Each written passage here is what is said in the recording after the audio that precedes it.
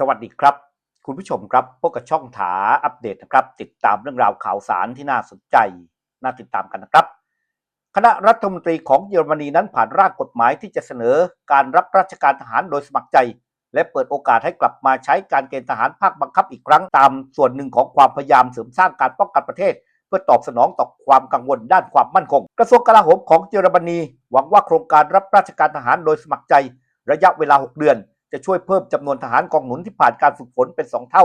จากระดับปัจจุบันที่ประมาณ 100,000 นายและทหารอาสาบางส่วนจะเป็นทหารประจำการอย่างไรก็ตามร่างกฎหมายฉบับนี้มีแนวโน้มที่จะเผชิญกับความยากลำบากในรัฐสภาซึ่งถือเป็นการทดสอบความมุ่งมั่นของเยอรมนีในการเสริมสร้างการป้องกันประเทศท่ามกลางภัยคุกคามด้านความมั่นคงที่เพิ่มขึ้นหลังจากที่รัสเซียปฏิบัติการทางทหารในยูเครนเมื่อปี 2565 แม้เยอรมนีนั้นจะระงับการเกณฑ์ทหารภาคบังคับเมื่อปี 2554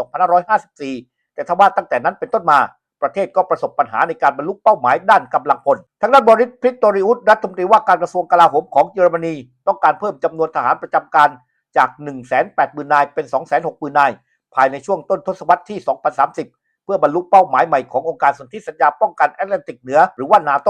และเสริมสร้างความแข็งแกร่งด้านการป้องกันประเทศซึ่งเป็นส่วนหนึ่งของแผนการเพิ่มการใช้จ่ายด้านการทหารนอกจากนี้ร่างกฎหมายใหม่ยังคาดการเป้าหมายการรับสมัครประจำปีสำหรับโครงการรับราชการทหารโดยสมัครใจซึ่งจะเพิ่มขึ้นจาก 20,000 คนในปี 2569 เป็น 38,000 คนในปี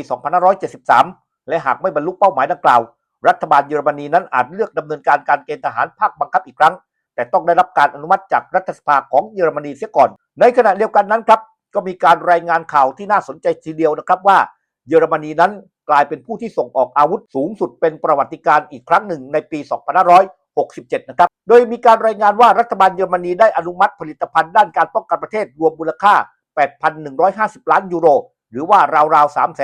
3,759 ล้านบาทให้กับยูเครนหรือคิดเป็น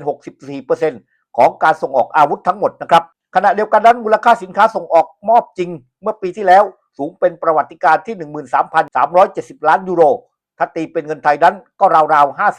5,3,728 ล้านบาทโดยประมาณ 86% ของการอนุมัติทั้งหมดมอบให้กับสมาชิกสหภาพยุโรปรวมถึงองค์การสนธิสัญญาป้องกันแอตแลนติกเหนือหรือว่านาโตนะครับรวมถึงประเทศพันธมิตรของพวกเขาได้แก่ยูเครนสิงคโปร์และก็เกาหลีใต้นะครับ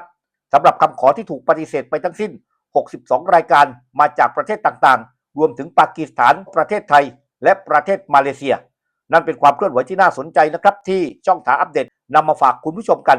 หากว่าคุณผู้ชมนั้นชอบเรื่องราวข่าวสารจากต่างประเทศแบบนี้ฝากคุณผู้ชมนั้นกด Subscribe กดไลค์กดแชร์ช่องถาอัปเดตด้วยนะครับท่านจะได้ติดตามเรื่องราวข่าวสารในทุกๆวันที่ผมนั้นนำเสนอกับคุณผู้ชมคุณผู้ฟังได้ติดตามรับชมรับฟังกันครับ